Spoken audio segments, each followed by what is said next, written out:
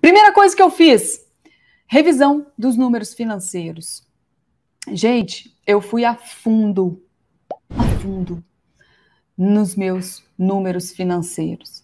Olha, eu fui tão a fundo que eu falei, calma, não precisa ser tão assim, né?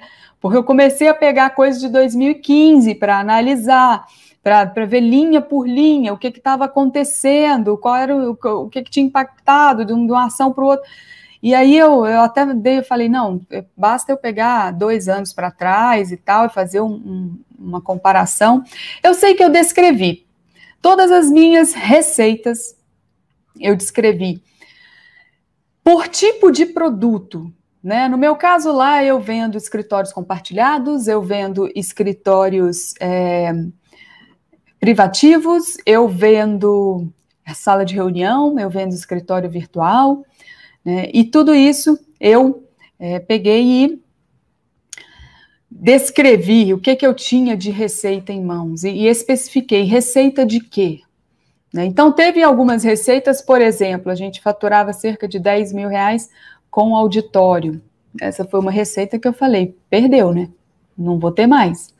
Né? Ao passo, um outro receita que a gente tem, né? São escritórios virtuais. Essas receitas são recorrentes. Então, é uma receita que é de montinho em montinho, né? São contratos baratíssimos, mas que eu posso contar com elas, né? No próximo mês, e num próximo mês, e num próximo mês. Ela acaba sendo uma solução para quem está com um problema financeiro. Numa situação de crise, ela é um produto que é uma solução.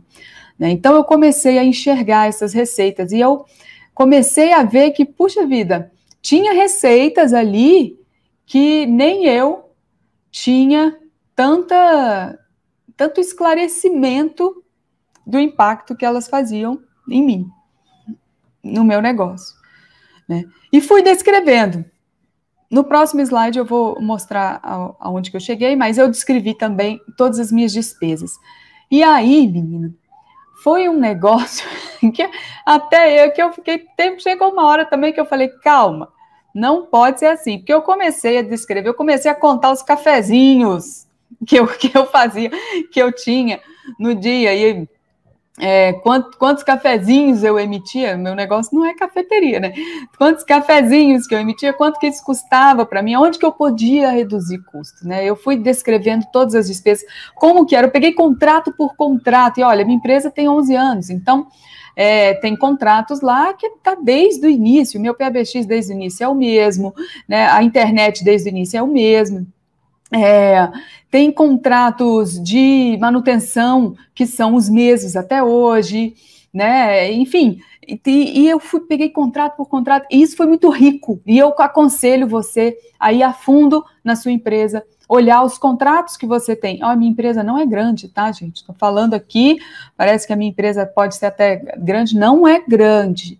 Minha empresa é uma pequeno porte, né, que falo, é uma empresa pequena, então não são 10 mil contratos de fornecedores, mas sim, eu fui ver todos os contratos, ler como que era e tal, e descobri que eu poderia, dentro de uma situação de força maior, eu poderia estar contestando alguns desses contratos. Olha só que interessante, eu não sabia, por exemplo, que eu poderia suspender por 120 dias a minha internet corporativa, né, sem ser cobrada por isso. E depois voltar, pedir para reativar os serviços. É uma coisa que eu fiz imediatamente, não sabia. Né? E eu tenho certeza que muita gente não sabia, muita gente talvez até nem tenha feito isso. E depois que eu vi todas as receitas, as despesas, eu montei o meu fluxo de caixa. E olha, o meu fluxo de caixa ele já é montado, né? Diariamente a gente faz conciliação bancária, a gente tica o documento do pagamento, do recebimento, com o documento que entrou no banco e tal, e a gente tem tudo isso em dia, mas mesmo assim eu queria prever o futuro, eu queria tentar prever o que ia acontecer no mês seguinte, no outro mês e no outro mês, e para isso eu fiz um fluxo de caixa muito detalhado, né, que talvez até nem tenha sido tão, não vou falar necessário, mas assim, talvez ele tenha sido um pouco profundo demais, a gente talvez não precisasse ser tão profundo quanto ele foi. Mas, enfim, fiz isso. Ação número 1, reveja os seus números financeiros. Descreva todas as suas receitas, né, por tipo de serviço, de onde elas vêm. Descreva todas as suas despesas, por tipo de despesa, e vá atrás dos seus contratos, leia os seus contratos. O que está escrito ali nele? Como é que você pode reduzir essas despesas? E faz um fluxo de caixa para você entender o que é que vai sobrar ou faltar de dinheiro, a sua necessidade de capital de giro, né, a sua necessidade de capital para movimentar aquela empresa sua, ela tem que estar muito clara para você. Então, por isso é importante você juntar receita e despesa para você enxergar a linha final. Ah, eu vou precisar injetar 5 mil reais no meu negócio, vou precisar injetar 50 mil reais no negócio, ou o contrário. E aí eu vou passar para o próximo slide, né? Você descobre que você tem dinheiro em caixa, às vezes você não tem esse controle, você descobre que você tem dinheiro para sobreviver. E essa pergunta foi a pergunta que eu quis responder durante todo esse processo que eu fiz de análise da minha empresa na pandemia. Quanto tempo minha empresa consegue sobreviver? Tudo girou em torno da resposta dessa pergunta. Quanto tempo a minha empresa consegue sobreviver? Né? Isso quer dizer o quê? Em termos financeiros, quanto tempo eu tenho de caixa para poder pagar as despesas, para poder pagar as obrigações, para poder honrar quais são os movimentos ali, os elementos que eu tenho, que eu tinha naquela época para movimentar a minha empresa. E foi quando eu cheguei às seguintes conclusões. Eu tinha 12 meses de fluxo de caixa. E olha, eu nunca tinha feito de uma forma tão rápida, isso eu estou falando em torno de uma semana, sentar, colocar a cara e fazer o estudo. Eu nunca tinha feito com tanto detalhe. Eu achava que eu tinha 4, 5 meses de sobrevivência e tal, e eu tinha 12 meses de fluxo de caixa, com tranquilidade. Então, isso me deu uma segurança, uma tranquilidade, porque eu falei, bom, tudo bem. Então, a empresa consegue se manter durante 12 meses. Então, eu tenho esse tempo para colocar as coisas no lugar, né, para baixar a poeira, para eu poder entender qual planejamento eu vou fazer para essa retomada. Eu tenho ainda, agora até um pouco mais, 300 clientes com contratos recorrentes.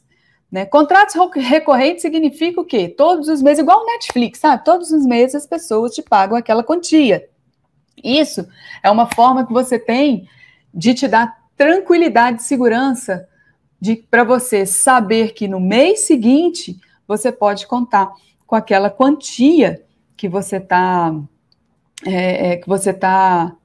tem nas suas receitas, né? Então, essa conclusão eu até já sabia, mas eu fui um pouco mais a fundo, né? Antes eu não dividia, eu tenho um serviço de escritório virtual e eu tinha esse bolo de serviço. Então, eu desmembrei esse serviço, quais desses serviços são exceções, quais desses serviços era só endereço, qual era só telefonia e tal.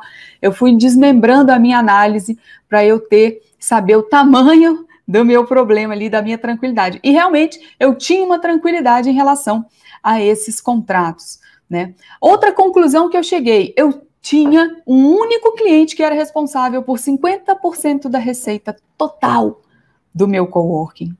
E aí veio a preocupação, né? E quando eu enxerguei isso, eu já sabia, óbvio, quando a gente tem uma empresa como a minha, na qual o financeiro é no ponta do lápis, a gente sabe muito bem os impactos ali de um grande cliente, tá? Mas a boa notícia é que esse único cliente que era responsável por 50% da minha receita total, eu tinha ele num centro de custo separado, e eu vou explicar o que eu quero dizer com isso, tá? Quando eu falo que eu tenho ele num centro de custo separado, eu peguei um imóvel, meu negócio, lembrando, é coworking, né? Escritórios compartilhados. Eu peguei um imóvel, esse imóvel eu mobiliei todo para esse cliente, eu transformei esse imóvel num escritório para especificamente este cliente. As funcionárias, uma funcionária que eu contratei foi especificamente para esse cliente, a internet especificamente para esse cliente, tudo separado do resto do meu coworking. E aí, quando eu faço isso, o que que acontece? Eu tenho exatamente o resultado daquele cliente ali nas minhas mãos, né? Então, é óbvio que o CNPJ é o mesmo, então na hora que a gente fecha o resultado, a gente fecha um resultado geral e tal, mas na hora que a gente explode esse resultado, a gente consegue ver o que é que cada negócio representa dentro da sua estrutura. E nesse caso eu tinha um único cliente que representava 50% da minha receita, né? E isso, no primeiro momento eu falei, nossa, eu tenho essa preocupação, né? Num segundo momento eu falei, pô, não, peraí, nem tanta preocupação assim, o que vai fazer é que vai impactar na minha margem de lucro, né? Mas eu cancelando a internet desse cliente, devolvendo, se ele não quisesse ficar, né? Devolvendo o imóvel desse cliente, tirando a receita dele e tal, o resto do meu coworking não seria impactado, tá? E, pessoal, foi isso que aconteceu. De fato, já desde o início, eu já sabia que esse cliente ia cancelar, né? E, de fato, esse cliente cancelou. E quando ele cancelou, eu fiz exatamente isso. Eu entreguei toda a sala, eu entreguei a internet, eu entreguei tudo que você pode imaginar de custo ali relacionado a esse cliente. E é óbvio, a minha margem de lucro ficou pequena, mas o restante da minha empresa não teve nenhum impacto, né? Impacto financeiro, eu tive impacto de descer, de ficar pequena, né? Antes eu era maior e agora eu estou 50% menor. Mas eu não tive impacto de ter dificuldade de caixa, de ter dificuldade de atender os outros clientes, de ter que demitir funcionários, né, nesse primeiro momento, de ter que fazer um grande movimento.